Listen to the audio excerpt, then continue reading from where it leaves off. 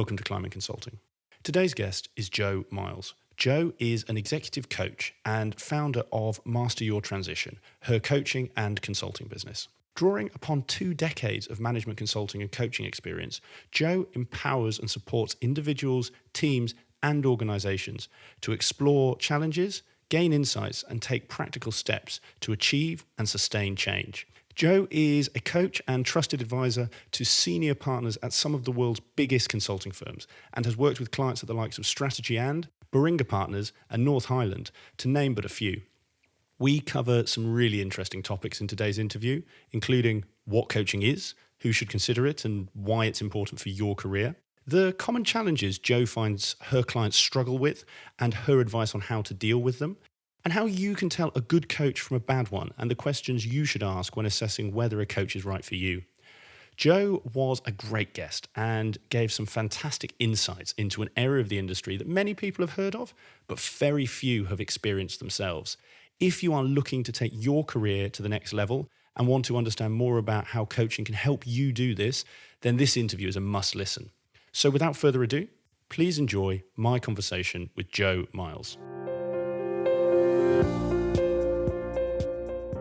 Hi, Jo. Welcome to the podcast. Thank you so much, Nick. So it's great to have you on the show, and it's one of the things I've been really keen to do as part of the podcast is get people who not only work in consulting but work with consultants and help them with specific skill sets and certain things that maybe they need to improve to build towards the career they want. And so it's great to have you here on the show as a coach to the consulting industry. We'll dive into coaching and what that means and what you do during this interview. It'd be great to kick off for those people who maybe don't know you so well with just a brief overview of your career and how you got to where you are today. Well, thank you so much, Nick. And I also wanted to initially just compliment you on your initiative of trying to bring voices into the consultant industry with a view to helping consultants on their journey. Oh, thank you. Yeah, I've really enjoyed listening to your podcast today. And for those people who aren't familiar with me, which is probably the vast majority of your listeners, because I'm not a household name in the way that some of your client interview organizations may be, I worked myself as a management consultant for 12 years, and I worked for a variety of different consultancy firms, which we can talk about if that's important for you. And after that time, towards the end of that time, I felt I wanted to build an ongoing relationship with the consulting industry that was about really helping make the best of our potential as consultants. And I felt, having specialized latterly in organization change leadership and having worked in-house for a while at the BBC where I started to learn coaching skills, I felt when I was at the Booz Allen Hamilton and I was working in this incredible environment with incredible people, that if I could do something that would help people continue on that trajectory of growth, then that would be, for me, the most engaging way I could be a part of the consulting industry. So I founded my company, Master Your Transition, in 2009, through which I offer coaching and consulting services. Fantastic. Thank you for that very succinct intro that we will delve into in depth throughout today. And I actually wanted to start, we'll come on to what coaching is. It'd be great just to understand how you got into it. So something that a lot of my, or not a lot, but a number of my listeners like to understand is how people made that move into running their own business. And the path to independent consultant, like what I do, is quite well trodden. You go from a firm into a client. The path to becoming a coach is not so common. So I'd be really interested how you actually moved into that space. Thank you. I guess with hindsight, any of our paths can sound very linear and logical and like it was somehow preordained. Okay. Yeah. Let me rewind quite a long way. I did a psychology degree at the University of Birmingham, and I absolutely loved that. For me, it was all about what makes people tick, how can I understand more about that and study that. When it came to becoming a psychologist, at that time, psychology was really focused on people perhaps in a clinical setting or in an educational setting or occupational setting. And I wanted to work with people who are more working well, high functioning, as opposed to perhaps at the more extreme end of society where people are in extreme difficulty in some way. Be with a kind of criminology aspect, be that with very strong emotional anxiety, depression aspect to that, or be that learning difficulties. So I felt that for me, consulting offered me an incredible opportunity to make a difference to people, their teams, their organizations through a different way of engaging with their ways of working, the technology that they're using of the day, their culture, their values. And through consulting, I was afforded great opportunity to work with different clients and also myself work for different consultancy firms. That meant that you really start to, if you like, understand even more what helps people be successful in a working environment. That context that we're afforded of, different clients, different challenges, is so valuable for our learning about ourselves, about organizations, how they work. And for me, it was the people aspect that I was always really drawn to. So I started off, for example, in a small technology-led management consultancy firm based on SAP change. What I loved about the rollout of my first ever SAP implementation was actually... That's not something people say that often, I imagine, either. No. What I liked, though, it was communication. It was engaging with people. It was actually helping people's lives be better on account of using this technology in a way that would foster the business benefit as well. It made it real for them. And that's what I got curious about. So when this small management consultancy was bought by Logica, and I found myself in a really techie environment, I felt, I'm not sure I'm as best aligned in this environment as I could be, because I felt this sense of, I like the people engagement side of it as opposed to be talking in deep technology all the time. So I joined Anderson Business Consulting, and in particular, the organization change people side of that. And then, Nick, it was just the most phenomenal opportunity to really get deeper into people, change, organization. I went in-house for a while at the BBC following the whole Enron crisis, actually, which was such a shame because Anderson Business Consulting was the most dynamic organization with incredibly bright people and very colourful culture, very diverse, very ahead of its time. I mean, you could even look back and call it quite millennial because we had pick and mix, we had fish tanks, we had, uplighting on floors and this was back in the early 2000s, right? And the way we engaged with clients was just very dynamic and exciting. And we went from, 900-ish consultants to less than 200, and then finally merged with Deloitte Management Solutions as it was at the time. And the culture change, Nick, felt so different and the purpose of the work felt very different. And I decided to go in-house at the BBC. And what that was phenomenal for was, if you like, to get that follow through of, well, what happens after we leave as consultants? What is that lasting impact on people and organizations and culture, ways of working? And when I was working there, I was afforded an incredible opportunity working with the finance director of the BBC on a huge value for money program, also not very popular, but was kind of incredible for helping draft speeches with her, shape the program with her. And ultimately, we recruited in a lot of consultants to support ourselves, to a team of over 100 people eventually at one point. And from being on that side of it and being a leader in that organization, I was given the opportunity to go on a leadership program with Ashridge Business School. And as part of that, I was given a coach. And they're sitting there going, wow, I love what you're doing, and I'd like to know more about this. And happily, because of all the cost cutting we were making, they decided that more coaching needed to come internal into the BBC, which at the time had 26,000 employees. So internal coaching can work very well when you've got a large organization and the likelihood of coach and client, if you like, bumping into each other and the canteen is low. It can be great. And I applied and joined the BBC's internal coaching faculty. It was a really rigorous interview process, and I was really shocked, Nick. I just thought, oh, I'm a consultant, and I've got good skills, and this should be really easy, and it was hard. And they then, having got through this interview process, I had to read a book, which is for many the foundational text in coaching, called Coaching for Performance by Sir John Whitmore. And having read that book, I was finally allowed on the training program to become a coach. So this is sort of back in probably, 2004 at this point. Having then done 3 or 6 months probation, so 3 months, if you like, testing with people, then another 3 months of being supervised and having people come to me for coaching. I was then allowed to become a fully fledged coach inside the BBC and have people from the Ashridge Leadership Programme be coached by me. And that, if you like, started my formal coaching skill. But Nick, before that time, I'd have probably told you that I was quite a good coach. Told you that I knew quite a lot about it. And I think with hindsight's very powerful, was not really the case. There's a lot of skill and a way of being, a stance as a coach that I wasn't aware of, that I've been trying to develop ever since. And I went from the BBC into Booz Allen Hamilton and was in their organisation change leadership team there, which was incredible as well. An amazing experience as a consultant.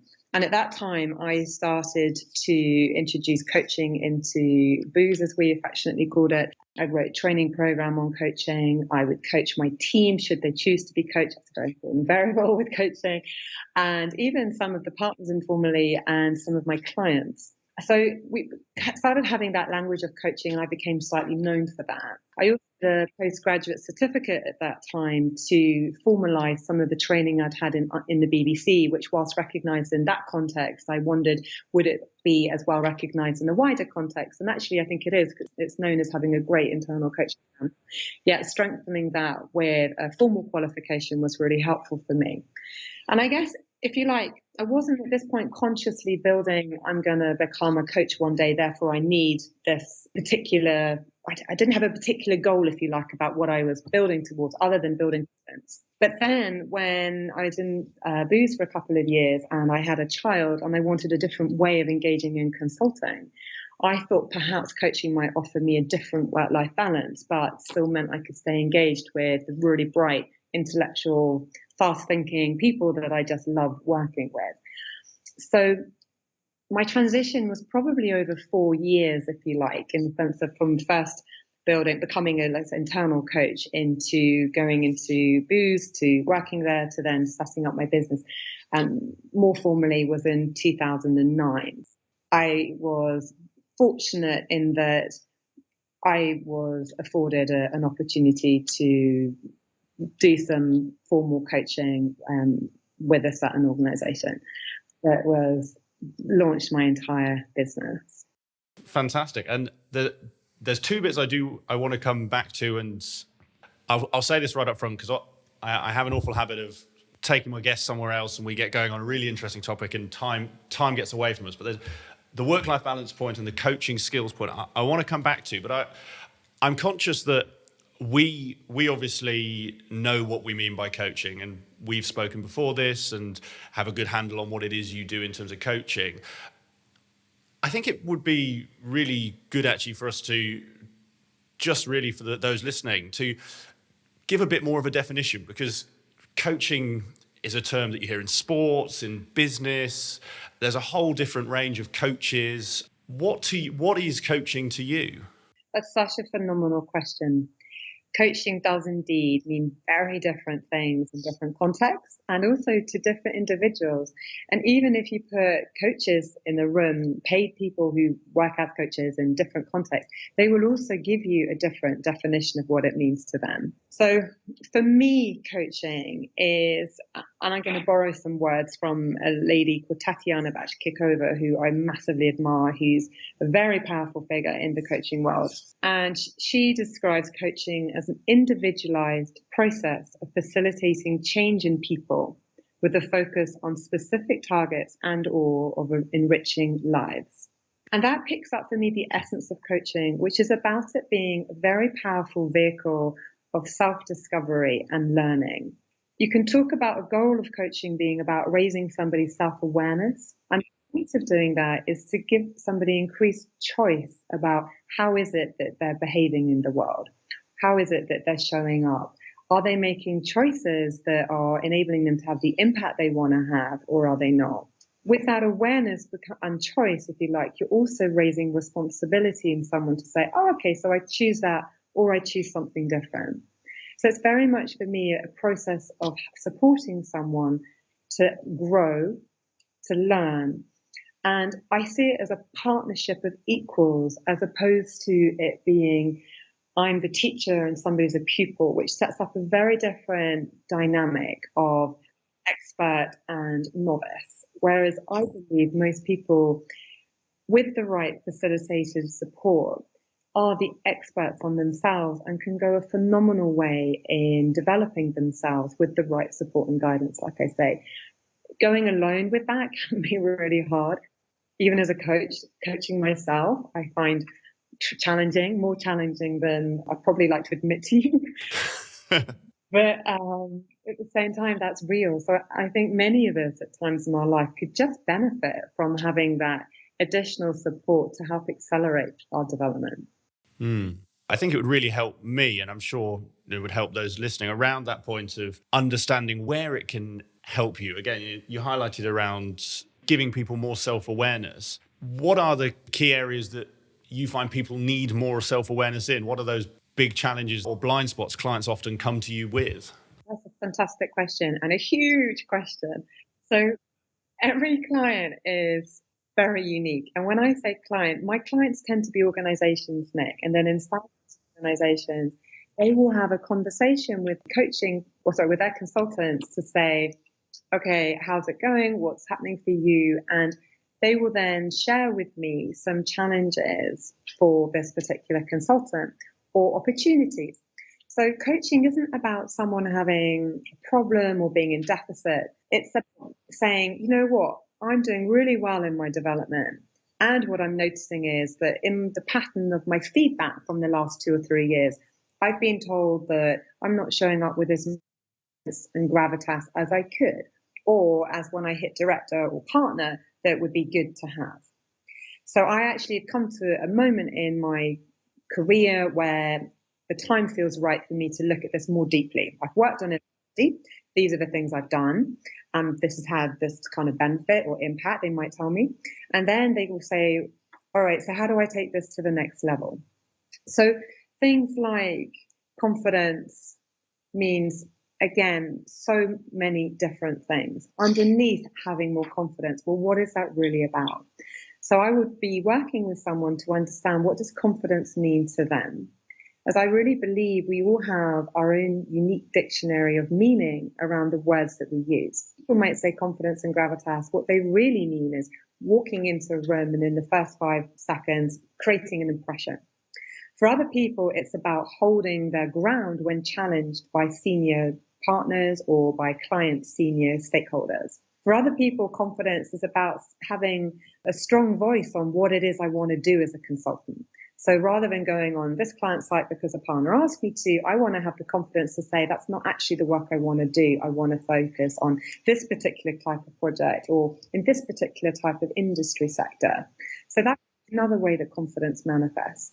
And in another huge way that might surprise you is that many, many consultants are driven hugely by wanting to make a positive difference to people. And being inside a high performance culture with high expectations from this organizational system, but also from ourselves, and with a lot of change and with a desire to grow fast, actually there can also be confidence that's about internal confidence. How can I believe in myself more? That might be that they're getting feedback from others to say, hey, you're really good, and they're not quite believing in it. You hear about the imposter syndrome, so people being promoted and then kind of going, oh, yikes, I was just doing everything I needed to do to get promoted. Now that I'm here, am I really worthy of being at this level? So that's another way confidence can manifest. And if you go even deeper with that, actually the inner critic, a huge area for coaching. You might label that self-sabotage, that we all have ways of speaking inside our heads to ourselves, which can be motivating. Come on, Nick, let's get on, let's do this. Right, what's on our to-do list today? Through to, oh, well, why didn't you get all that done in the time required? What's the matter with you? And haven't you got the knowledge and skill you need? Or maybe you're not just cut out for this. And sometimes these inner critic voices inside ourselves can get some favorite narratives that we unintentionally find ourselves listening to, but that undermines our confidence. So sometimes confidence is about going much deeper into what is it in my deeper belief system, both positive beliefs and perhaps more challenging beliefs, that may be helping or hindering me show up in the way I want to show up in my consulting role. And you started there by saying it's a huge question, and I think you've just shown very well why I think we'll come back to that one a few times, because I'm keen to dig into a few more topics like that. And obviously, like you highlight, the depth at which people start, and then sort of when you dig down is in part the value that a coach adds. And I think it's something actually that I'm sure others are asking, because sometimes, to your point around consultants wanting to make a difference, there is also an element that consultants, in part of the role, have to be confident and have to seem like they know what they're talking about. And very often people don't want to ask for help. And I think you made the point earlier around it's much easier to be coached by someone else than it is to coach yourself. And even for yourself as a experienced coach, been doing this for a long time, you find it hard to coach yourself. Why is that? And what is the benefit that having that coaching process gives you? Yeah, let's take asking for help. In many cultures, consulting cultures where I work, where there's an up or out culture, asking for help, Nick, is really, really tough. It's like saying, I've got a problem or there's something wrong with me. And in those contexts, it can feel risky, because if there's something wrong with me, I might be at risk from not making the next up in my, if you like, inter level, my full consulting level, let's say jump from. So asking for help in that culture can feel really hard. Having said that, what people have started to see now is that actually, if we're proactive about being aware of what our challenges are and able to show we've got ownership for that and we're doing something about it, that can actually really be seen as a strength by people around you. And if they're giving you feedback and you're like, yeah, and this is what I'm doing already with that, or this is the path I'm on and that feedback really helps me fine tune that path, thank you so much. That creates a really strong ground from which to grow. So then suddenly asking for help goes from being something quite threatening to something very, very empowering. In other consulting contexts I work in and other professional organizations I work in, there's a real, if you like, halo effect around coaching, which we also have to be a bit careful of, where coaching is seen as something that's only given to the very senior people, the absolute top performers. A lot of coaching I do in organization is for people who've been deemed to be high performing over a consistent period of time, actually. So that can mean that it's less about a help thing than saying, look, these are our best people. We really want to invest in them. How do we do that? So it's enough for others in that context who aren't on that program. Then it can feel challenging asking for coaching, because it feels like I'm somehow not entitled to coaching, which is a different challenge. And then help focus me. What was the second part that would be most helpful to take on at this point? So one question I'd be really interested off the back of that, Joe, is obviously you highlighted there around how there can be potential barriers in terms of people asking for help in, say, the firms where up or out's prevalent, and how that in a number of firms coaching now is seen more positively, which is great.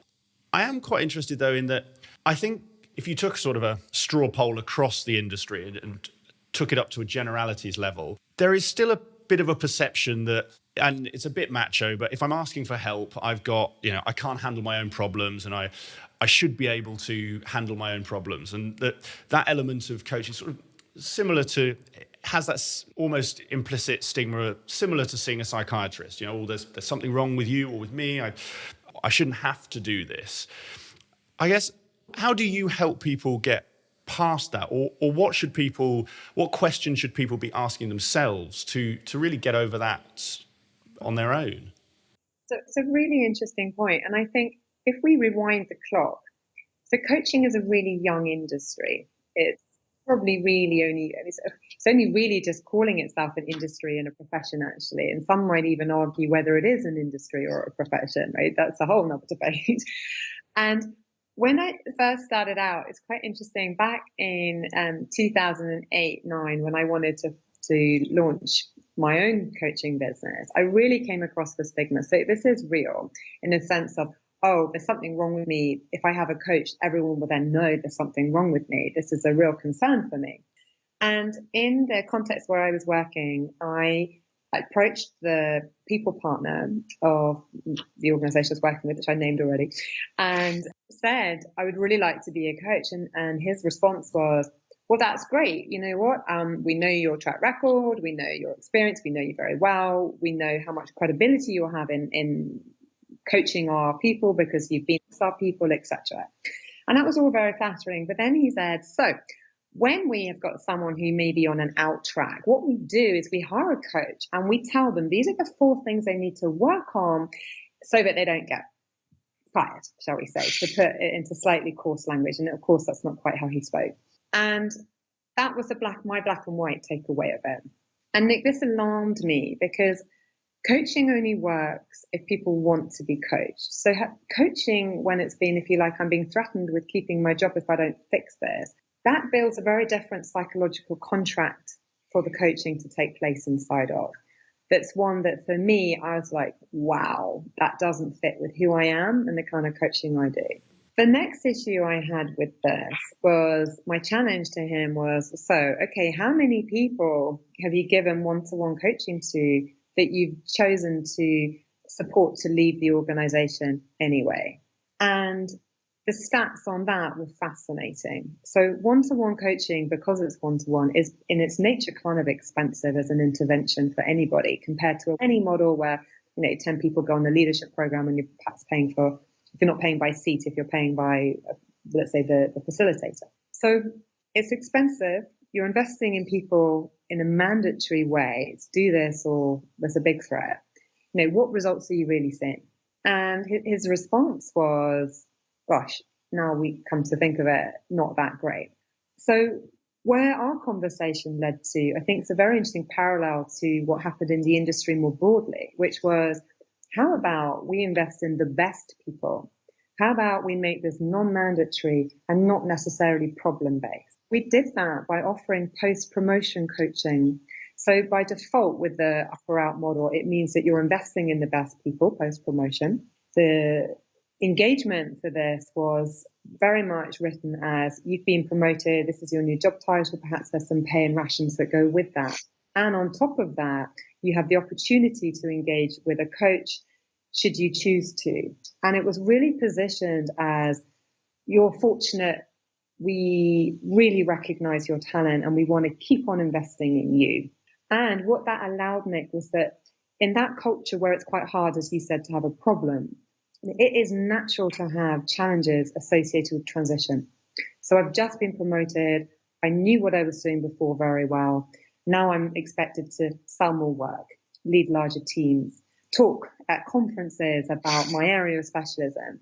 And suddenly, what's exciting about being at that level can remain exciting because it doesn't tip into, oh, yikes, how do I actually live up to that now that I'm here? And it provided a great way of smoothing and accelerating that transition for the individual, whilst also from an organizational perspective, seeing the performance increase as opposed to dip after promotion. Because often before that, there was so much effort, in particularly in upper out cultures, to get promoted, that almost the effort curve sometimes dropped off after promotion because I had invested so much into that side, that then it was almost a bit like, oh no, I'm promoted, I can, if you like, be more consistent with what I'm doing as opposed to keep pushing for more performance right now. And what they found is that actually they had more successful transitions more often, so organizationally, as I said, and individually. And people felt really significantly more loyal and engaged with their work as a result of the organization making this available to them. And this became a program, Nick, that we founded in 2009 that's gone on for multiple years, every 6 months subsequently, And it's proven to be very popular because of its positioning as investing in the best. So I think that in that particular, if you just call it a microclimate, has really helped. But I've seen that type of shift happen for me with almost every client or organizational buyer that I meet now. And I think buyers of coaching have become much more sophisticated in the same way that buyers of consulting have become more sophisticated. And where back in 2009, I might be meeting HR directors who were just learning about coaching. Now I'm meeting HR directors oftentimes who have their own coaching qualifications, who offer a certain amount of coaching themselves inside organizations, and they're looking for external support to, if you like, bolster their faculty to do that. So it's a shifting playing field. And I think the stigma that you described might still exist in some more slow moving cultures, possibly, but it's definitely been a huge shift in the consulting industry. And so much so that some of the big four have their own internal coaching services now as well. You've seen a huge rise of that, where there's the scale of the organization to do that. It's a great thing. I'm curious on that specific program, and stop me if you can't talk more widely around this. And actually, you mentioned there the coaching was post-promotion and was an option people got. So I got that sense. It's entirely voluntary. Are there, from your side as a coach, were there any common traits or characteristics in the people who actually took up that coaching versus those who decided not to? Really interesting. I think each person I meet in coaching is so unique and different. It's just fascinating. And I guess that's partly what keeps me so engaged with coaching. It's like, you're never quite sure who you're going to meet and how they're going to be. And it's just fascinating every time. And in the early days, one person really stood out for me who was slightly of a, I don't like putting people into kind of molds or boxes, actually. That doesn't work for me. But I think this particular individual was very, very strong intellectually, had been best in class at, Harvard, INSEAD environments with, their undergraduates, MBAs and so on. And their attitude was, so look, I've been a top performer. I've been promoted early every time in a really tough context. I'm pretty exceptional. And what can you do for me? That was kind of fascinating, and obviously gave us we can start right there with that, right? So how are you making sense of yourself? What happens when you find yourself alongside many other individuals who have a similar trajectory for you? How do you still find confidence, strength, distinction, and so on? And I don't think he intended it to sound quite arrogant necessarily or anything like that. It was more just that their stance was, I'm really well put together. Like, how can you help me in the nicest possible way?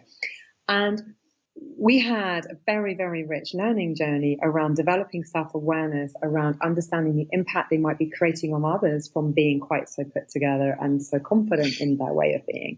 That was hugely helpful for that individual. And I guess that's sort of one angle. Other people sometimes come to me in a difficult place where perhaps they're feeling pressure to be promoted. Perhaps they're not quite sure what they want to be famous for yet. They're hearing the messages of what they need to be or should be in order to fit the successful consultant mold. And yet it might not feel like them. So one thing that can happen in consulting over time is that we become very expert in being chameleon for our clients. So we have a solid set of consulting skills, be that from how to structure a project, how to analyze problems, how to develop plans, to galvanize a team, to come up with interesting solutions to those problems, to developing new technology and so on. So we take all this incredible skill set into each and every client that we go to. And yet, because each client's so different and requires slightly different aspect of that, we become expert at being a bit like a kaleidoscope, of bringing forward from our skill set the right aspects that fit for them. And over time, it can almost feel like I'm so good at like being a chameleon for my different clients. I've almost lost a sense of who exactly I am.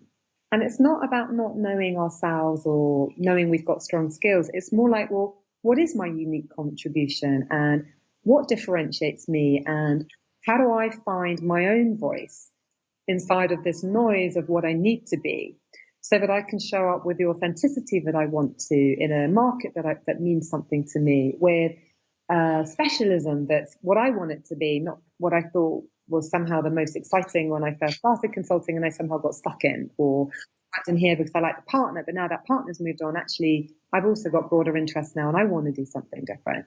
So sometimes people come in more of a place of inquiry of, well, who do I want to be as a consultant? What do I want to bring? And sometimes that comes from a place of strength. Sometimes that question can also come from a place of confusion and feeling disheartened. And I might have been in the consultant industry by now for, let's say, 8 or 9 years. Where am I really going? Not really sure if I really want to commit to this industry or not. So that can be another question well, or rather not question so much as a stance through which that question is approached. So it can be incredibly different for different people.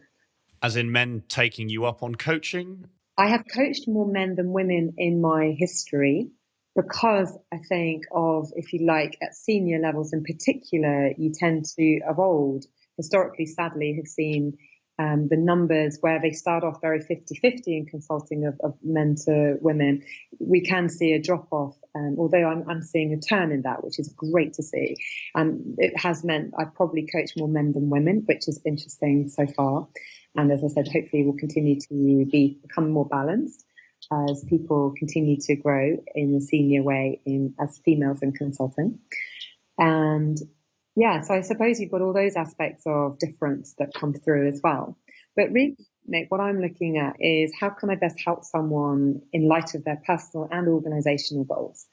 And sometimes we can start off having a conversation about one thing like senior presence, or it could even be handling confrontation or being less confrontational myself. It's about really kind of getting underneath the skin of what that means for someone. And there can be layers to a coaching agenda where it sounds very beautifully mapped out in the initial brief I've been given. And yet when you start talking about it, it comes to life in a slightly different way. And then as the coaching journey unfolds, and it really is a journey, and I know journey can be quite a well-used phrase, but it is, there's a kind of a horizontal and a vertical learning that happen that mean through exploring one topic, people gain deeper self-awareness about who they are, how they are in their way of being. And then as you go into the next meeting, they're taking that with them. And then topic might be slightly different. There might be, I've got a client workshop coming up. I really want to make sure I engage all the different audience members in a meaningful way. I want to focus on that today. And you go, okay. And then you'll be, if you like, that's the what of what you're exploring. But then self-reflective elements that come into that, and the learning from the previous one give a learning that's about the person. So there's a horizontal learning about, the what, the content sometimes, or the challenge or the opportunity that person's exploring. But there's a deeper level of learning that's also going on in parallel. And then what can happen over, let's say, by meeting 3, 4, or 5, is that actually the agenda's gone more into that person and how they're being at this moment. And as I said, what in their thinking pattern might be helping or hindering them, or what in their way of somatically holding themselves is getting in the way or helping them, that either we want to do more of or we want to do less of, depending on their particular goals. Really useful summary. And I'm going to ask this, and I fully appreciate if the answer is everyone's different, because I get the sense from you that that's a large part of coaching, that it's a lot about the individual and their journey. I would be keen, though, to find out, to your point around, you coach primarily senior people in consulting, you've coached a mix of men and women, and like you said, social classes, race, all different elements of diversity and dynamics. I'd be really interested if, when you do break down, you get below the sort of confidence level, or that when you do sort of start to peel away that onion, if there are any common challenges that are grade dependent, or if actually that's just not possible because there's so many different people at different grades. I really appreciate where you're coming from with your question. It's about really trying to understand, like, for different grades, what might be some of those challenges, so your listeners, if you like, can make sense of some of that for themselves. So let me experiment with trying to meet that. I would say at the transition point of, say, perhaps manager to senior manager, that could be called different things in different organizations, that there becomes a really big theme of learning around how do I, if you like, re-identify myself from being content expert, really across the detail, really caring about quality, actually, because most consultants care hugely about the quality of their work and doing a good job for people, and this is massive, to being able to trust and empower my team to deliver the deliverables for me to the standard that I really want. So working through others to deliver enduring results for clients or delivering excellence, whatever you might want to call that, becomes quite hard because in a way that transition point is about stepping back, understanding the motivations of different team members, then trying to, if you like, organize the work in a way that's exciting and motivating for the team in service of the client. And then being, well, if you like, adopting a different role of being a quality assurance point or a shaper up front of what the work might look like, but it not being your own end to end. So people find it really hard sometimes in that initial transition to not say, well, let's say there's a review of a deliverable that they perhaps helped shape what the storyboard for that needed to look like. And they perhaps given some key insights around content that needs to go in different sections of this deliverable. The deliverable comes back and it looks and feels nothing like their way of communicating that their expectations for that piece of work. So the temptation can be, well, it's quicker and easier and I'll get the quality I want if I do this myself. Yeah. So oftentimes people step in and make those changes, send it back to the consultant who was working on it for them.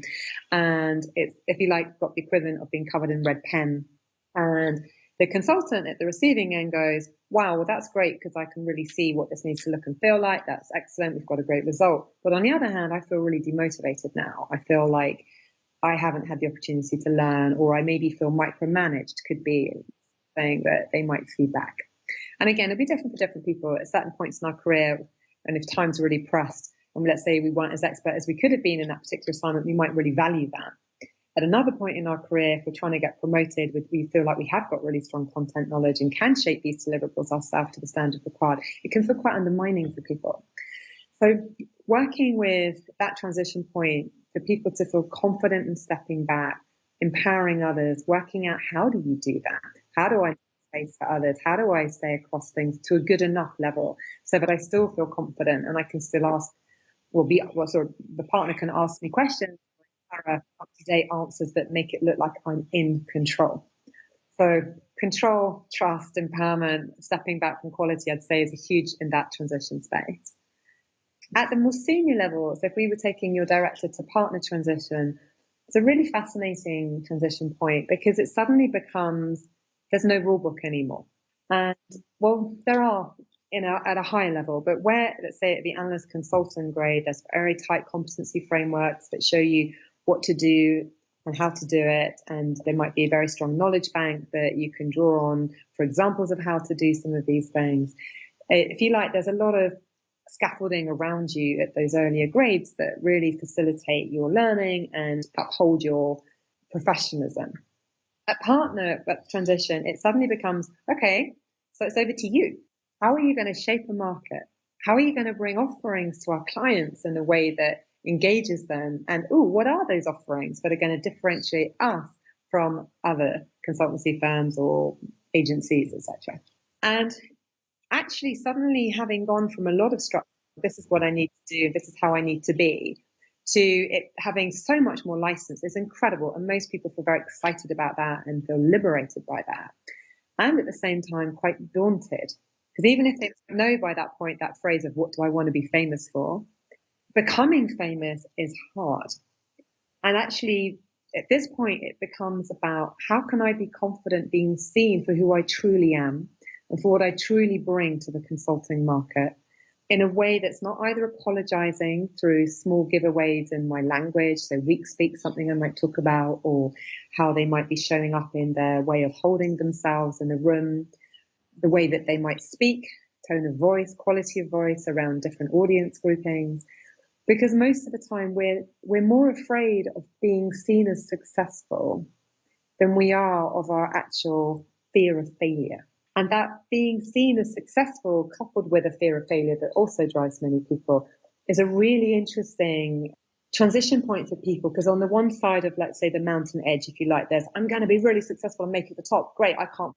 Oh, hang on. Well, what will other people make of me if I'm that successful? Will it set me apart from my team? Will I no longer be one of the gang? Will I be judged badly? Might I be judged the way that I might have judged partners of old, or I might have heard others speak quietly about partners of old and might I never know about that? So that can be interesting, if you like, on the one hand. And on the other hand, can be a fear that perhaps I'm without all the support around me to make sales and so on, that I can't go this alone. And I think there is this sense sometimes for some people about it being a solo trip, whereas actually I think most people say as a partnership, the beauty of it is that it's much more of a connected journey than people might first imagine in their mind's eye. But it's finding, what does that path look like to partner, and how do I authentically walk that path in a way that's on the right trajectory for me, is really fascinating and a big moment, and often comes at a time when there are less peer supports, in the sense of everyone's so busy doing their own thing. People exist to be supportive, of course, but it's the availability of that support can feel at times less accessible. That also mean there's something about how do I be resilient en route? How do I reach for support? And how do I maintain being okay asking for help? Back to your point earlier about some people at partner point almost feel like they need to have everything so perfectly sewn up and be seen to have it all so nailed, that what does that mean for asking for help? Or what happens when I still find myself with a challenge and I find myself maybe lacking against one tiny element of being the best partner ever? And that can be isolating almost for people. Really useful, both guides. I think some great points in there. I think the one that was new to me, and I'm sure will be for more junior listeners as well, was your point around the perception of success and the impact there. So really interesting sort of takes and areas people are challenged with. I guess I want to follow that up actually by, from your perspective, for those who you do coach, what is it that separates those who get the best results, and I take best in their personal context, to the rest? What sets those people apart? It's a great question. I think what really separates success in coaching is people's ability to be open, really honest, and trust the person, the coach that they're working with. And that's why matching coach to client matters so much, actually. We talk about chemistry being right, but what chemistry really means is, do I have a felt sense of the competence of the coach to be able to support me to go where I need to go with my learning right now? We pick up that sense very quickly with people, and we use this language of chemistry. But it's really, can I feel safe so that I can be open? Can I will I make sure that I speak honestly because I'm not feeling judged? So people who come in with an open mind, who are curious to learn, and if you like validated their choice of coach to the point where they feel able to be open and honest and so on, that's when people get the most out of coaching. It's also when people are able to go to those slightly hard to look places. And you know what, we've all got things in ourselves that we'd probably rather not own. And sometimes in coaching, we hold a mirror up to those parts of people to help them see themselves more fully. Because what's seen by a coach is likely to be seen by others. So it offers a very rich parallel learning environment to, what's going on in the coaching room is likely to be going on outside a coaching room. So let's work with it in a safe way that you can learn from that. So people who are open to challenge, open to feedback, and having that mirror raised for them gain the most from coaching. Where it goes wrong is if people come into coaching with a misunderstanding what it is. It's when people come into coaching feeling they should be coached but didn't really want to be coached. That's not cool. Also, it can go wrong if people are somehow fearing the judgment of the coach, or somehow on the opposite side of that, trying to do things to please the coach. And it can be very flattering when people put you on some kind of pedestal and try and be this perfect coachee for you. But actually, as a coach, that's something we will have to monitor ourselves very, very carefully to make sure we're operating at that peer-to-peer level, which says, actually, we're here in partnership with each other. You're not here to do things or say or do things to please me. I'm here in service of you. I'm for you, your team, your organization right now. So yes, you're accountable, but you're accountable to yourself, your team, your organization, as much as you are to the commitment you've made to me, to being in a true learning partnership. But that's different from that kind of parent-child, teacher-pupil, have I done my homework? Yes, no type dynamic. Okay. So the point you've just hit on, though, feels, and tell me if it's not, but feels like a really interesting one around tries to sort of change the relationship from peers to teacher and child. Right. What is it that coaches get wrong that cause that dynamic shift? To be fair, if something like that happens, it's normally in a very small time window. And with antennae out, any coach you're working with is likely to be looking out for that and is able to say, hang on, as you say that to me, XYZ person, what's going on for you? I'm noticing as you're speaking that you've lost power, you've lost ground, your voice has shifted. So I'm just curious, for the sake of who are you saying what you're saying? How is what you're saying serving your coaching agenda right now? And if that doesn't lead to a recognition of perhaps the shift in dynamic, I might even say, just like to pause for a second. I'm just really noticing right now that there feels like there's a dynamic shift right now, and that in some way you're saying something to please me or to be a good coachee. Actually, I'm not here for you to do that, and I'll call it out like I have done to you. And then we would just regroup around, okay, so what would be the adult to adult answer you would give me to that question? Which in part draws upon a model of transactional analysis that some of your listeners might be familiar with from psychodynamic theory. And it's a very powerful model for helping level yourself inside a conversation. Although Tatiana Bachkikova, who I mentioned at the beginning of our interview, she would say that we live in multiple selves and with multiple narratives and personalities going on inside that. So with every model, there's another model, right? But as consultants, we like this. Yeah, no, completely agree. And it would be good to bring us on to actually that point around how to pick a coach. And I do very much want to come back to from an organizational perspective.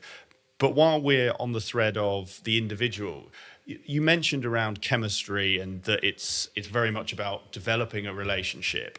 What is it that someone should think about or be asking themselves when looking for that coach? How do they select the coach that's right for them? There's perhaps some guidelines I would offer, which are, what's the background of your coach in a professional sense? And does for you that background mean there's a credibility there that's important for building trust and respect between you? And that'll be different for different people. I also would be really encouraging people to look for professional qualifications in coaching. It's very easy for people to go on a weekend course on coaching and then say, hey, you know what, I'm now a coach. And there are probably some incredible people who start off in coaching that way and who are offering a good service from the get. However, I would be cautious about being too optimistic about that in a generic way. I think coaching competence does come with true focus on building a skill in coaching and with experience. So I would want to be seeing coaching qualifications from postgraduate certificate to a master's or a doctorate in coaching even. Or as a minimum, I'd want to be seeing that they went on an accredited coaching course with a professional coaching organization. And as I said, even to say professional is still quite new for the industry. But there are a number of coaching bodies and associations that I would look out for, such as the Association for Coaching or the ICF, the International Coaching Federation, or the EMCC, through to APEX as a more nuanced one, that are all working to try and build best practice across the coaching industry. I look for a coach who's conscious of their ethics. Okay, what is good coaching to them, and how do they keep me, the client, potential client, safe? What are their boundaries about where they will and won't coach? So that's part of ethics. Well-being, or your personal well-being maintained as part of ethics. Also, part of their ongoing professional commitment. I would want to be saying, well, how committed are they to what we call continuing professional development? So there is a certain number of hours per year that coaches really should be investing in themselves in training programs or learning of some sort. So I'd want to be working with someone who's genuinely committed to being the best coach that they can be, wherever they are on the journey. And they don't have to be the world's most experienced coach for them to be a good fit for you. And if they're learning and they're insightful and can offer you some interesting books to read from time to time or models to help make distinctions in your experience, then that can be incredibly powerful. So I think there are some kind of those hygienic factors, if you like, about background, about qualification, about level of skill, about ethical framework, and kind of making sure you're safe. And I also believe there's a huge amount that's about the chemistry, as we mentioned before, feeling right. So I sat down very early on in the BBC days with an individual who was significantly older than me, probably 30 years older than me. And he looked at me and we had a conversation. He's like, wow, you're so engaging, you're so warm, and I really feel I could work with you, but I've got a real problem. You really remind me of my daughter, and it just feels bizarre. And I don't know if I can decouple that. So with the greatest of respect, I just said to him, well, listen, you don't have to pick me. You can pick someone else. I'm not going to be offended. And I think it's probably more helpful for you to have a more clean experience if you're not being triggered by me or inadvertently calling into our coaching your daughter in some way. So that was an example where chemistry was inappropriate. Another time I had an inappropriate chemistry time was where there was just a dynamic where we walked in a room and we took an instant dislike to each other. I think that's happened to me once or possibly twice in, 14 years. But it was just a thing where I was like, wow, I don't really want to help you. And if I feel like that, I'm not the right coach. So I would always call that out. And as I said, it's been so infrequent. But equally, there is just that moment of I like, I don't like, and there's a felt sense that happens between two people in a dynamic that, trust your instinct with up to, but back it up with getting the right data. If you really like the look of a coach and it feels good and you feel you can open to them, just do your homework to make sure that they have the appropriate qualifications. In an organizational context, a lot of that work's been done for you because HR directors, as I said, are increasingly savvy about hiring coaches of very, very good caliber now. And I'd like to say always, but I don't know what, but very good caliber. And so I think in a way, then you might have the opportunity. So some firms I work with particularly at senior levels, they might meet 1, 2, if not 3 coaches to say who's the right one for them. In situations, I always say to the person, go with the person that feels best for you, because it's such an opportunity to learn and grow through coaching that you don't want to waste it, and trust that you'll pick the right person at this time. And if you don't, you can always come back for coaching another time with a different person. But I think there's normally something that separates it for people. And I would think it comes down to trust, respect, and rapport, and that ability to feel met, human to human, at a level that feels right for you. And for me, that's very much, I talk a lot about partnership, and for me, it's very much in this adult to adult dynamic. And I might offer people observations in a cider chemistry meeting so that they can help make sense of the kind of coach I am. So what I'm noticing in this conversation is this, this, and this over and beyond what you're saying. How does that land for you? Or I might contract first around giving that observation. Actually, I'd normally say, would you like an observation? Then they say yes, and off we go. Sorry, that's important. And I try and give people an experience, if you like, from that first meeting of what it would be like to work with me to help informed choice. But not necessarily all coaches do that. Sometimes it can be more of a chemistry meeting, which is tell me about yourself, I'll tell you about myself, and what do you want to get from coaching. And that's very important. And it's just sometimes goes a little bit further into, well, these are the kind of questions I might ask you, these are the kind of observations I might make. It can bring it to life for people. Really useful. And I guess to that point around the coaching, like you say, critical to have the right level of qualification from the right organization, critical to have that rapport and that chemistry. How critical is the coach having a background in a similar industry, or having been at a higher level than you in the industry? Do those things matter as much, or are those sort of second order to coaching and chemistry? That's a really fascinating question, because there are some coaches who come into the industry now who've been CEOs themselves, but haven't necessarily got a depth of coaching expertise, in the sense they've been busy being a CEO, right? So they haven't had that opportunity to have, track record of 15 plus years of coaching, for example. Equally, on the other hand, you might have people with incredible coaching experience who haven't made it to CEO, but had rich organizational experience in a different way. So some people come into coaching through an HR route. Some people come into coaching through a consulting route, having specialized in organization change leadership. Some people come into it because they really enjoyed managing big teams in industry and feel that the best part of their job was developing their people. So very many different career paths and ways into that. And is one better than another? Well, I think there's the credibility piece that's important. I think you want to feel the coach you're working with can understand what's going on for you. But actually, I think in a way, not having worked in the same industry as someone, you could argue is useful because it means you're not biased towards what you're hearing, being filtered through your own experience. So some people make an argument, say it's really powerful to work with people outside of a profession that you've yourself grown up in. Others make an argument, say, well, yes, but it's much better to have done the same profession because then you've got more credibility and you get people's problems more quickly and able to offer, if you like, a wider vantage point on the industry that can be very helpful for clients if when at the appropriate time should they require that. And so I think the kind of professional piece for me, when I was in the BBC and I was coaching, I coached people from television presenters to lawyers to people from like finance function, but not when I was supporting the change in that function. And it never mattered, actually, I would say. Equally, I find though the feedback I have from people that I coach in the consulting sector, and I do work in other sectors, but in the consulting sector is that Jo really got me because of her experience. And actually, they might think that, but it could be that I got them because I'm a coach. So, it's hard to say what was because of what. So I wouldn't necessarily rule in or rule out anyone based on their professional background, but it's good to be aware of it and just see how it lands for you.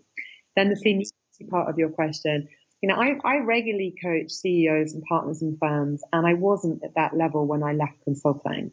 And it has never mattered. It's been about having a partnership and a peer level relationship where I bring a depth of coaching experience and their partners in their field and their experts in their field. And it's a meeting of experts, if you like, in our own respective ways. And with the respect there and the trust and really the engagement to learn and the partner or the CEO taking responsibility for that learning, that is afforded by that right chemistry up to a point, but is also by their own self-motivation. There are some organizations, some coaching organizations where they only hire people who are ex-CEOs to be coaches. And I think there's a strength in that. And I'd say there's a limitation in that. There are other organizations where they only hire people with coaching experience of a significant depth, But I think probably being part of an organization that does both would be a good thing, right? But so I wouldn't really make a discriminating factor either for or against seniority or professional background. And though I'd want to know if I'm being coached, who I'm in the room with and buy into that person. Yeah. Whatever makes sense for you. To that point then, because we've talked a lot around actually if I want to select a coach, if I'm running a consulting firm and I don't have that HR director who is qualified or can filter out a good coach from a bad coach, what should I, so if I'm running, sometimes helps me to give rough numbers. If this doesn't help you, don't worry. But if I'm running a firm of say 20 to 50 and I don't have that HR director, what should I be looking for my, I guess in effect, my organization's coach? Again, I think when it comes to selecting a coach at an organizational level, I would be looking for a coach who understands our values as an organization and what kind of organization we mean to be in our way of being as an organization. I'd also be looking for a coach who can, if you like, partner and understand the vision of what we're trying to achieve, someone who gets that, who cares about that actually. And I would be looking to hear war stories from that person about how they've supported similar firms at a similar growth point to achieve what, me, the CEO, is looking to achieve, let's say. And I'd also be really looking for referrals, actually, from my peer group. Because I started a consultancy firm, let's say. It's likely that I came out of consulting myself and have still got peers in the field who might be at senior levels or had access to coaching. So I'd be really interested in their viewpoints and names from other people. And it's funny that, actually, I would say that, for a lot of coaches, and I would name myself included, most of my business has come from word of mouth. I've actually never gone to market. It's been extraordinary. And I think that happens for a lot of people because as people move around, it's like, well, I work with this person, that worked for me, what do you think? And then you might be invited to meet somebody or an organization, a new organization, and it goes from there. So I think referrals are always very powerful, as we know, in many different walks of life, from recruitment to consulting assignments, to hiring a coach. And I think the other thing I would say is that I would be looking for someone who wants a longer term partnership as opposed to a transactional relationship. So with my clients, I've had multi-year relationships. It's upwards of 3, 4, 5 years with every client now. And I value that hugely because I think over time whilst maintaining as an external to the organizational system, I start to be able to bring some of that systemic perspective to you're being influenced by this way in this culture. Some of what can feel individual can be organizationally being shaped for the person. And I think that longer term partnership affords the coach the opportunity to bring that to you as an organization and to the individuals who are coached, thanks to you offering that I think can be very enriching for all parties involved. Is there a size or scale of firm at which coaching becomes more beneficial? So is it that coaching might, if you're a 5-man firm, maybe it's not right to invest in a coach for the organization, whereas maybe when you're a 10 or 20-man firm, it becomes much more relevant? Or is that an irrelevancy around engaging coaching in your organization? That's a very interesting point. And I think I would say it's about coaching readiness and about budget. So coaching, because it's one-to-one, does tend to be expensive. It's on the upper end anyway of any kind of personal development. So if you're a new startup, there's 4 or 5 of you and budgets are tight right now, sometimes that might force a decision to put coaching into a year or 2 years further down the line's timeframe. On the other hand, I know people who are leaving organizations who are setting up on their own who are really keen to engage now to help steer and shape them in a way that accelerates their development individually and as a team or as a new organization, that can be very powerful if the funds are there. I would say typically though that there's probably a certain organizational mass of maybe, 30, 40, where people start getting interested in putting more formalization around their L&D more generally, of which coaching might be an aspect. So learning and development could be on the job learning, to taking perhaps a subscription to an online service of some sort, to building a relationship with a couple of either independent trainers of some sort or to educational faculty of some sort. So at that time, and funny enough, I recently met an organization at that type of stage of their development as a management consultancy firm. And that's exactly where they're at. They're thinking, we just need to think about offering overall and whether we could put coaching inside of that and what level would we pitch it at and how would it be.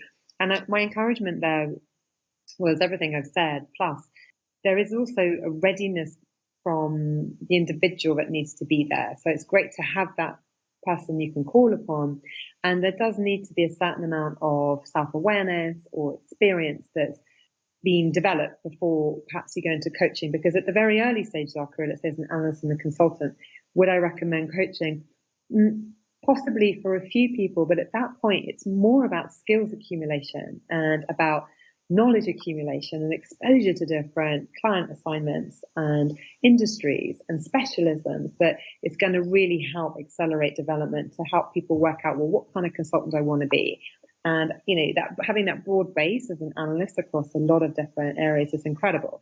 And then people tend to kind of narrow and filter. So I think it's really at that point when people are in that process of narrowing and filtering to say, what do I want to bring to the consulting world and to this organization as my vehicle for doing that? That's an opportune moment to think about coaching. So I would say it's probably upwards of 5 years of consulting experience, but I don't want that to sound like a limitation. I have coached senior consultants who've been exceptional performers who just had certain things they wanted to work on, and that's been just as valuable as important as coaching a partner.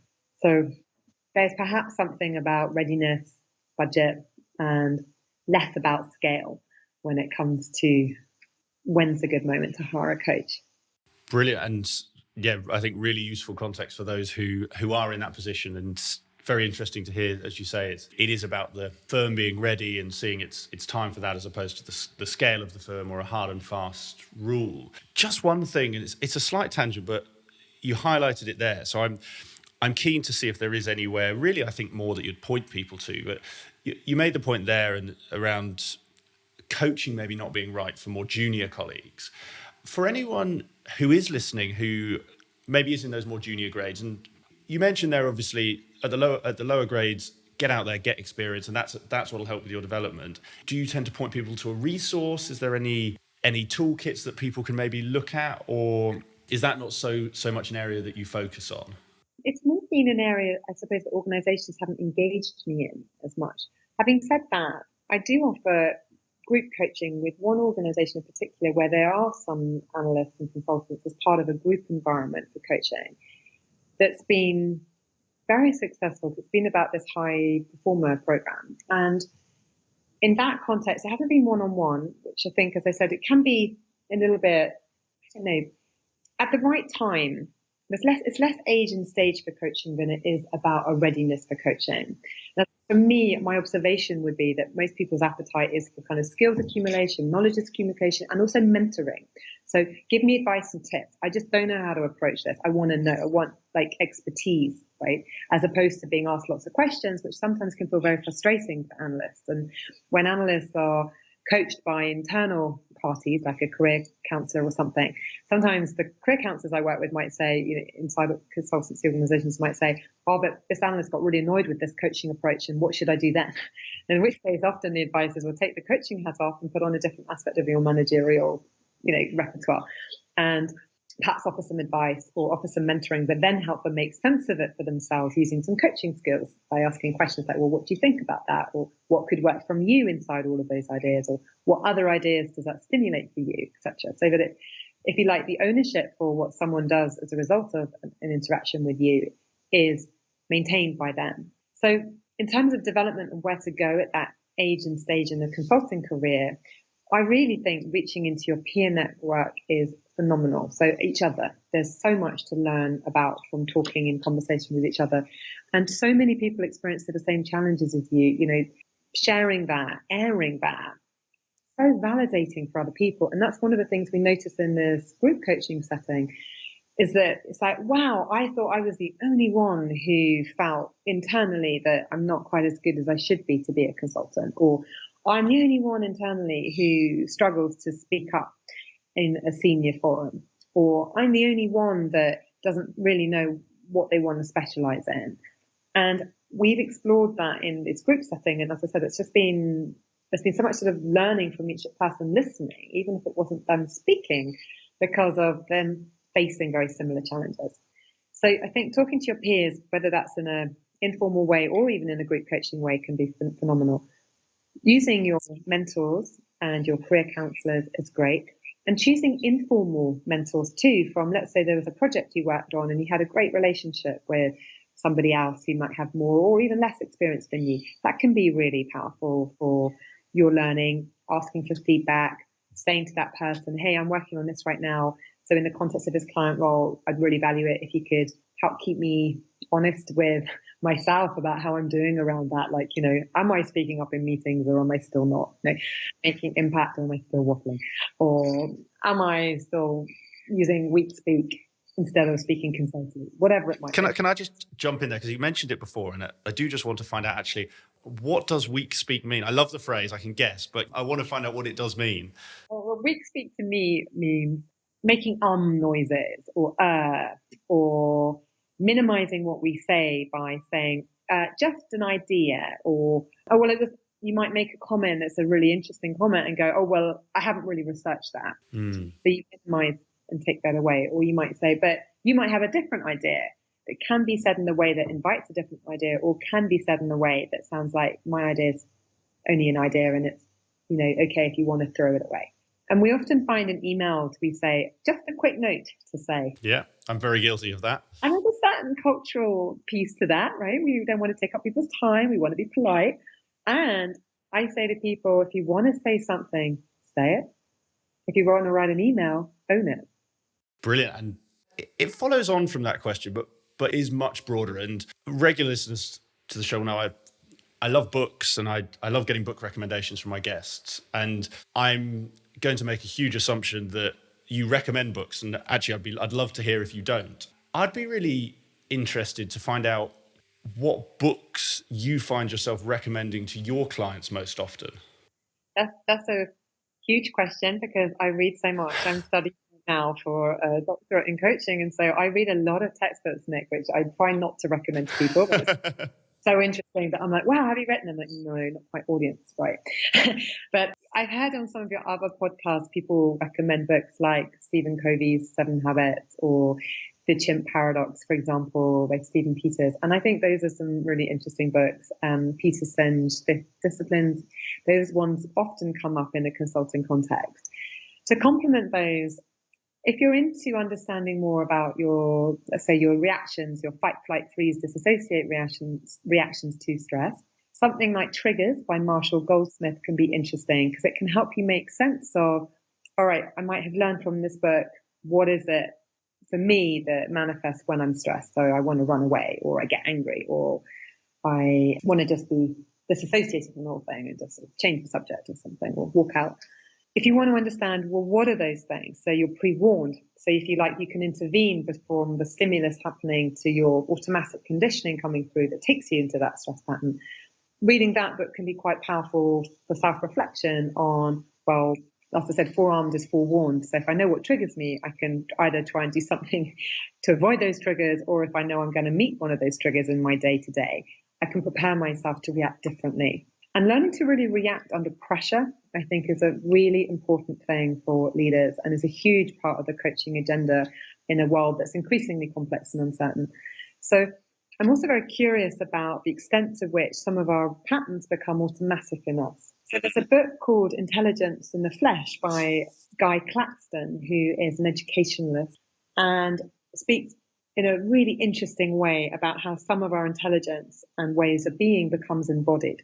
And for me, the embodiment of our patterns is a huge area of interest. And for me, often unlocks deep, long-lasting change.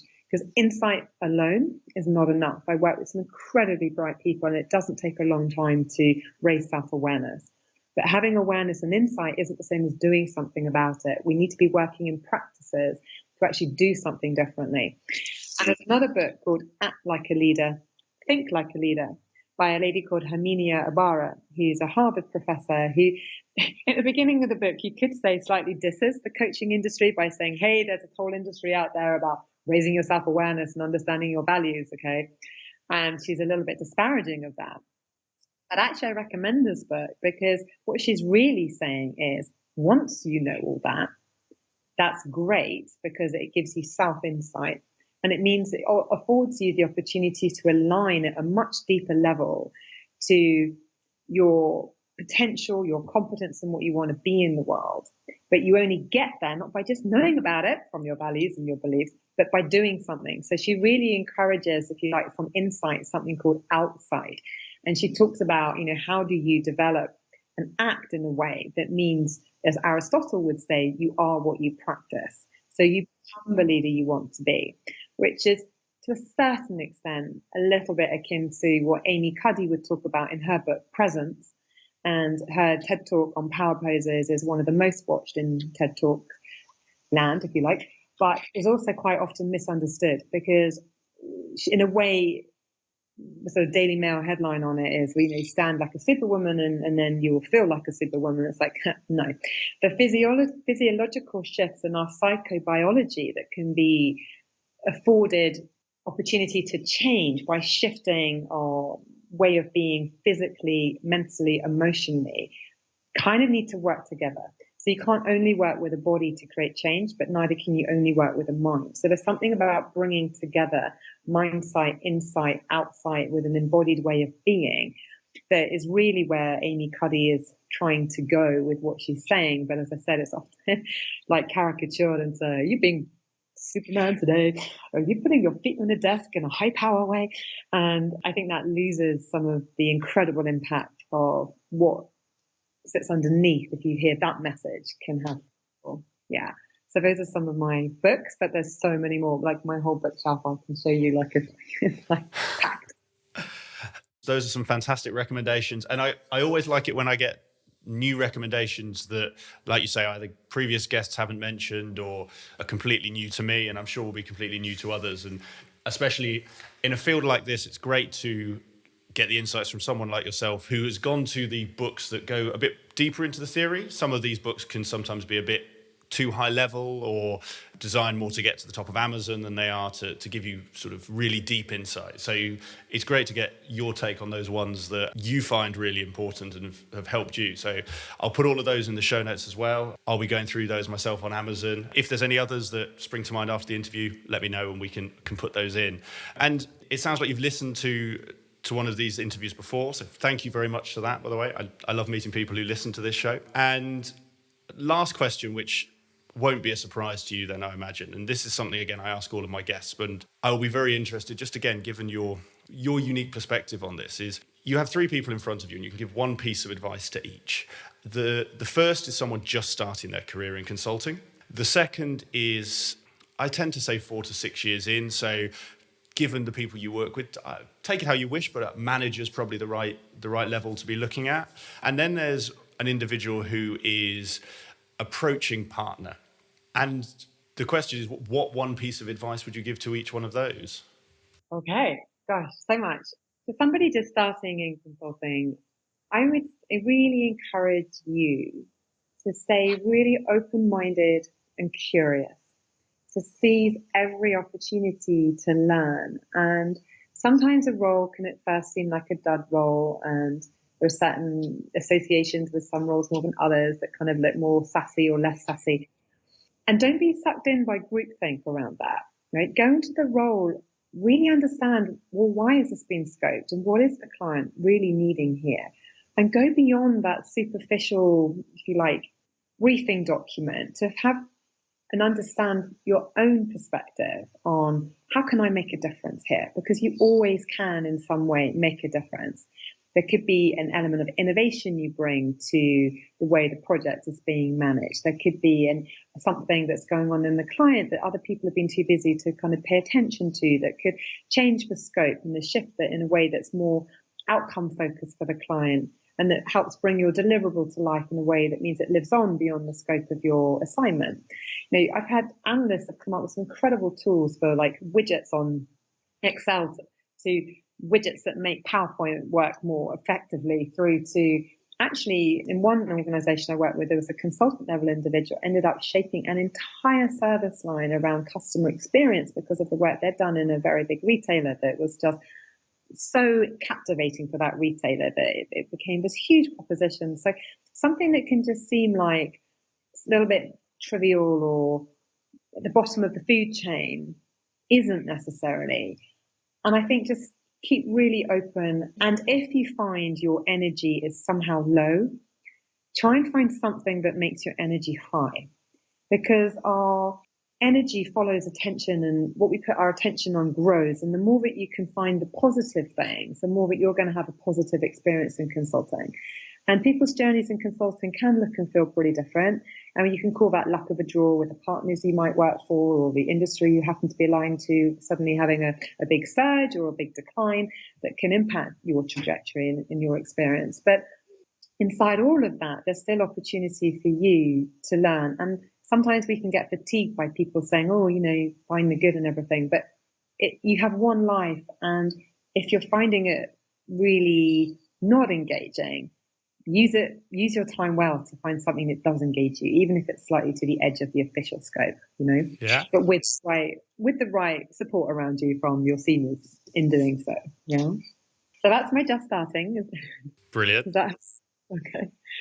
For someone 4 or 5 years in, I think now is the time to reflect and start saying, okay, I'm using my superpower of learning, open-mindedness, and I'm adding to that my power of reflection and saying, right, what do I want to bring? And what do I want the next 4 or 5 years to look like? Because time in consulting goes so fast. It's one project to the next. It's one big deliverable to another big deliverable to another big rollout. And before you know it, the years can zip by. Okay, so get conscious of what have been the projects that you've enjoyed the most and what specifically about those projects was it? Was it the content? Was it the team dynamic? Was it the size of team? Was it a lone role? Was it having a large management aspect to that? Was it the size of the client team? Was it the type of client that you interacted with? Was it the seniority of the client you interacted with? Okay, so get really, really conscious about what makes you tick inside consulting. and align yourself as much as possible with the people in the organization you work for that make you feel your best self, and with the clients that make you feel your best self, and start really building a sense for you of permission to experiment with, well, if I was a partner one day, what would I do it in? And just play with that. Okay, it's not a serious thing, but just get curious and give yourself freedom to look beyond the scaffolding of what I should be as a consultant and tick those boxes of XYZ competency to how do I put my spin on those competencies and bring something of me to that so that I can be really flourishing. Because the more that you're alive in your work and you love what you do, the more you're going to be successful anyway. So orientating around proper awareness of what works and what doesn't work for you, I think, is a powerful thing to do at 4 to 5 years in. Then partner was the third question, wasn't it? Yeah. To approach partner. I think at this point, know that you're not alone. People can start feeling like they are more alone and they've got to go it alone, and you're not. There's still huge support around you. There can be a sense that I should know everything and I should be the finished perfect article, but we never are. And that was really brought home to me when I finished my master's in coaching, when the lady who ran the program gave me this fine book, said, Joe, congratulations, your mastery in coaching, blah, blah, blah. And the book was called Mastery by a chap called George Leonard. And in this book, it talks about no matter how masterful you are, you're always on a learning path. So I would say to anyone approaching partner, what is it that's your learning edge? What's going to keep you excited for the next 1, 5, 10 years? And how can you approach your partnership in a way that is still in this learning growth mindset that can help, if you like, sort of motivate you at times when it feels tough, and also keep you excited and young and curious in mind in that sense. Because I think where it goes wrong sometimes for people is if they start trying to be something that they're not, because it's their mind's eye of what a partner is, as opposed to being partner-based of an authentic sense of self, being aligned with your values and your core beliefs and with the offer you want to make in the world. And as I said, there's also something about the more you allow your true authentic self in a partnership way to be seen, the more that you're actually giving permission for your team to embody and become their full potential as well. So you're role modeling a path of self-development that's so inspiring for so many people. So back yourself, support yourself, and enjoy that journey, and be conscious of that as you go forward, and be conscious of how your voice gets louder, which can either be more supportive or more stinging as you achieve partner. And be mindful of remembering what it felt like looking up to someone from partner. What is the impact in fellowship that you want to be creating? And in a way, it becomes more about your how of how you're being that's important to be mindful of, as opposed to your knowledge is still incredible because you're approaching that phase. You're going to have incredible content knowledge. You've got to stay sharp with that. But it's how do you make best advantage of that for your internal team as well as your clients, so that the multifold impact that you're having is what you want it to be, and your intention and your impact aren't out of alignment. Fantastic advice. I really like that point at the partnership level of actually doing this and yourself inspires others to do it as well. And that point around understand your impact and remember and be conscious, be self-aware of that impact. So fantastic. Joe, I've really enjoyed chatting. Thank you for making the time for this. I'm sure my listeners have. I know I've taken away a number of things to do, emails being the tiny tip of that iceberg. If someone's listened to this, if someone's listening now and they want to find out more about you, or they're interested in speaking to you about coaching, be it on an individual level or an organizational level, where would you point them to? Where can they get in touch? Well, I'd first of all say, thank you for inviting me to share my perspectives on coaching. And as I said, it's a huge field, so there's going to be a lot of perspective out there that'd be interesting to also galvanize, to support and challenge what I've said. For me, my website is a great go-to place, which is masteryourtransition.co.uk. I'm also on LinkedIn if you want to connect and hook up through that mechanism as well. That can be 2 really good ways of being in touch, and also finding out more if you want to about what I do, and compare and contrast that to what others do. Brilliant. Well, I will put links to both your website and your LinkedIn in the show notes so that if people listen to this, they can go straight there and find them. All that's left to say then, Joe, is thank you very much and all the best for the rest of your week. And thank you very much to you, Nick. Thank you for having me, and all the very best with your ongoing podcast series as well. It's been really enriching and rewarding to listen, and thank you for allowing me to be a part of that. Brilliant. Thanks a lot, Jo. I hope you enjoyed today's episode of the Climb in Consulting podcast. If you did, I would be very grateful if you could leave a review on iTunes, Stitcher, or your podcast platform of choice, whichever one you may be using. And please also share this with anyone that you think could benefit from hearing today's interview. If you want to get in touch or give me any feedback about the podcast, please feel free to drop me an email. It's nick@climbinconsulting.com, and I look forward to hearing from you.